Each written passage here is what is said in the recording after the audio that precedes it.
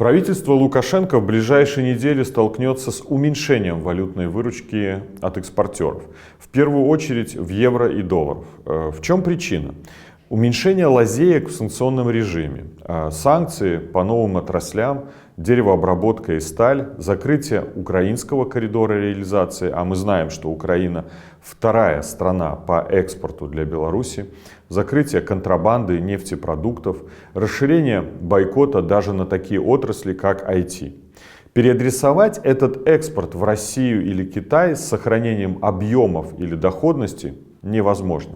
Кроме того, расширение санкций, аналогичных санкциям в отношении России, на активы белорусского Нацбанка за рубежом является очень большим, неизвестным в этом уравнении.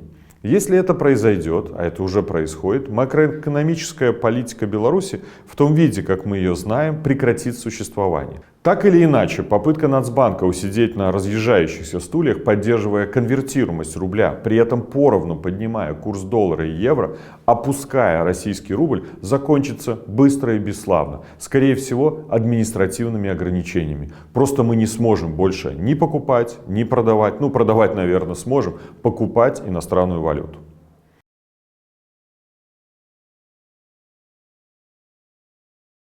Напрямую никак, но нужно понимать две вещи. Первое. Текущий бюджет, да и вся экономическая стратегия правительства Лукашенко заключается в том, что долги будут не выплачиваться, а рефинансироваться. То бишь мы вновь будем брать взаймы, чтобы отдать старые долги. Стране, оказавшейся даже в техническом дефолте, переодалживать долг никто в здравом уме не будет. Даже Россия не проявляет особого желания удовлетворять запросы правительства Лукашенко. Второе. Дефолт по какой-либо части госдолга приведет к так называемому кросс-дефолту. Что такое кросс-дефолт? Это невыполнение должником какого-либо своего обязательства перед кредитором, в результате которого нарушаются условия и других договоров с кредиторами. То есть фактически применяется принцип домино в его самой жесткой и быстрой форме. Механизм такой. Вы должны 10 людям с разным расписанием выплат, ежемесячные проценты и в конце срока основную сумму. Сроки у всех разные. Во всех расписках есть условие, что если вы пропускаете выплату процентов или основной суммы по любой другой своей расписке, то необходимо весь свой долг по этой расписке сразу же вернуть. То есть не только проценты, а весь долг всем 10 кредиторам.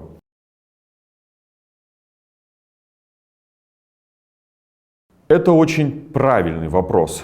Как всем известно, Беларусь предоставила свою территорию для агрессии России против Украины. И диктатор это подтверждает на каждом шагу, просто публично признается в этом. И в соответствии с базовыми нормами международного права, Республика Беларусь является соучастником агрессии. Более того, очевидно, что без предоставления территории нападение в текущем виде на Киев было бы просто невозможно. Дело о возмещении ущерба, скорее всего, будет в каком-либо международном суде. И в случае выигрыша Украина сможет получить причитающиеся в принудительном порядке из собственности Беларуси за границей, если этих средств хватит. Уже Украина предварительно говорит об ущербе от войны в размере 100 миллиардов долларов США. Как потом эти средства возместить? Только многолетним трудом поколений белорусов. Опять белорусы будут расплачиваться за глупые решения, преступные решения диктатора. Дело в том, что несмотря на то, что демсилы пытаются провести границу между народом и правительством Лукашенко, в зарубежном общественном мнении с правовой точки зрения этой разницы нет.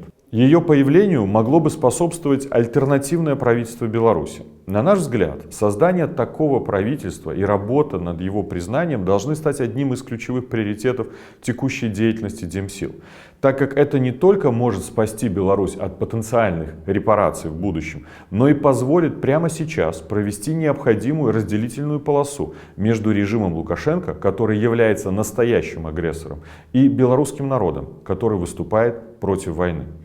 Для этого белорусскому народу нужны легитимные и юридически признанные представители. Пока этого не произойдет, народ вынужден сегодня разделять с режимом статус агрессора и сопутствующие правовые последствия. Хотим ли мы этого? Я думаю, ответ однозначно нет.